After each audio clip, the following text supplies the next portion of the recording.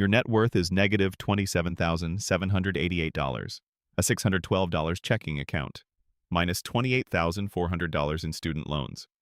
That's you, age 26, level 0. Now look 40 years up. A framed photo of 3 generations of your family on a hallway wall, and the number under this family's name is past $38 million. Every level between those two numbers starts with you. Here's the part almost nobody tells you. Most family wealth doesn't survive to a 3rd generation. It doesn't fail because of bad luck. It fails because nobody wrote down the actual math of how it was built. At the end of this video, you'll know exactly what generational wealth looks like at every single level, from the debt you're carrying right now to the dynasty 3 generations out, and the specific number that separates each level from the next. 13 levels. 1 bloodline. There's a level in here where the number finally crosses over to someone who never had to start at negative $27,788. And a level past that, where a whole family has to learn to have a conversation none of them have ever had before. Let's start where you actually are. Level 0, age 26. Your checking account holds $612. Your student loan balance is $28,400. Subtract one from the other, and your actual net worth today is negative $27,788.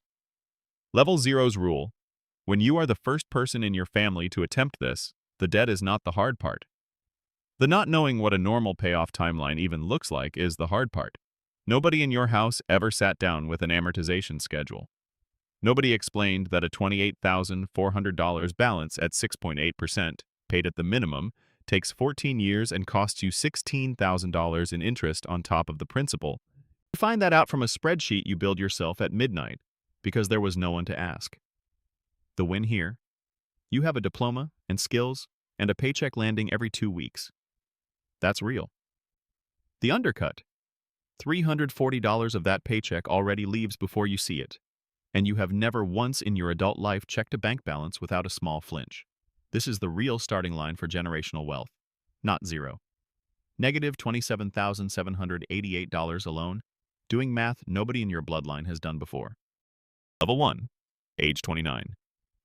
3 years of $650 boring, automatic extra payments a month, and the $28,400 is gone. You also built something alongside it, a $4,000 emergency fund and a Roth IRA, sitting at $6,200. Added up, $4,000 plus $6,200, no debt left to subtract. Your net worth is $10,200. You crossed zero for the first time in your life. Level 1's rule: the first time your net worth is a positive number, it doesn't feel like winning. It feels like finally standing on solid ground after years of standing on a slope. Nobody in your family has ever described that feeling to you, because nobody in your family has felt it. You had to learn what a Roth IRA even was from a video, not a relative. The win: real, positive net worth for the first time in your adult life. The undercut: $10,200 sounds like a lot until you remember it took 3 years of discipline just to get to a number most of your coworkers with family help hit in their 20s without trying. You're not behind, you're just doing it without the head start. Level 2, age 33. Your Roth and other contributions have grown to $31,000. You've built a real emergency fund of $5,000 and a small brokerage account holding $9,500. You also have a car loan with $6,200 left on it. Add the assets, subtract the loan. $31,000 plus $9,500 plus $5,000 minus $6,200 is $39,300. Level 2's rule: the second time your net worth grows, it grows faster than the first time. Not because you got lucky, because compounding needs time in the account before it starts doing real work. The win: nearly $40,000 built with your own hands, no head start. The undercut: you are 33, and you still have not had a single conversation with anyone in your family about wills, trusts, or what happens to money when someone dies, because your family has never had money that needed a plan. Level 3, age 38. You buy a house, $265,000, with $44,000 down. Your mortgage balance is $221,000. Subtract that from the purchase price, and you have $44,000 in home equity on day one. Add your retirement accounts, now at $88,000, and your brokerage, now at $22,000. $44,000 plus $88,000 plus $22,000 is $154,000. Level 3's rule. Equity is the first form of wealth nobody in a first-generation family has a working definition for, because nobody in that family has ever owned the thing the debt is attached to. You learn what a basis is, what PMI is, what an escrow account actually holds, from a closing document alone, at a table with a lawyer you're paying by the hour, because no one in your family has one on retainer. The win. You are, for the first time in your family's known history, someone with your name on a deed. The undercut. You now also owe property tax, insurance, and every future repair, and there's no family precedent for any of it. You are learning the entire vocabulary of ownership from scratch. At the same time, you're living inside the decision. Level 4. Age 45. Nothing dramatic happens in this stretch, which is exactly the point. Your retirement accounts reach $210,000. Your brokerage reaches $54,000. Your house is now appraised at $340,000, and you've paid the mortgage down to $230,000, $110,000 of equity. Add it up. $210,000 plus $54,000 plus $110,000 is $374,000. Level 4's rule. The stretch that builds the most wealth is almost always the most boring one to live through. No windfall happened. No inheritance arrived. You just kept the automatic contributions running and let 7 years pass. Here's what nobody tells you about that stretch. It feels like nothing is happening, right up until you do the math and $154,000 has become $374,000 without a single dramatic event attached to it. Level 5. Age 52. Your retirement accounts hit $340,000. Your brokerage hits $95,000. Your house is worth $390,000 now. Mortgage down to $225,000. $165,000 of equity. Add it up. $340,000 plus $95,000 plus $165,000 is $600,000. You have crossed $500,000, the first person in your family's known history to do it. If you're the one starting this in your family, drop a comment. What generation are you? Level 5's rule. Crossing a number no one in your bloodline has ever crossed is a strange kind of lonely, even when it's good news. The win. $600,000. Built with no head start, no inherited playbook, no family lawyer, none of it. The undercut. You still don't have anyone to call who's done what comes next, deciding what happens to this money after you, which is a conversation that requires a vocabulary, trusts, beneficiaries, step-up basis, that nobody handed down to you either. Level 6. Age 58. You buy your first rental property, $220,000 with $44,000 down, financing the rest at a mortgage balance of $176,000. That's $44,000 of equity from day one. Add everything. Retirement now at $460,000, brokerage at $130,000, your primary home's equity at $210,000, and the rentals $44,000. Total, $844,000. Level 6's rule. The moment you own a second property, you stop being just a homeowner and start being someone with a small, boring, unglamorous business. The win. A second income stream in addition to your paycheck for the first time ever. The undercut. You now track 2 insurance renewals, 2 tax assessments, and a tenant relationship, and there is no family member who's ever done this. You can call when the furnace in the rental dies at an inconvenient hour. You handle it yourself, and you're getting good at handling things yourself. Quick thing before we keep going. If this is landing, subscribe. It's the easiest way to make sure the next one reaches you. Okay, back to it. Level 7. Age 63. Your retirement accounts reach $620,000. Your brokerage reaches $180,000. Your primary home's equity is now $260,000. Your rental, now worth $260,000, mortgage paid down to $165,000, carries $95,000 of equity. Add it all. $620,000 plus $180,000 plus $260,000 plus $95,000 equals $1,155,000. You have crossed $1 million. Level 7's rule. The first million takes an entire working lifetime to build when nobody hands you a head start. And the next million, if there is one, will take far less time because the money itself is now doing real work. The win, a number that 37 years ago, at age 26, with a $612 checking balance and $28,400 in debt, would have sounded impossible. The undercut, you're 63, and the family conversation you've been putting off, what happens to this when you're gone, can't be put off much longer. Level 8, age 68. Both properties are paid off now. Your retirement accounts sit at $700,000. Your brokerage sits at $210,000.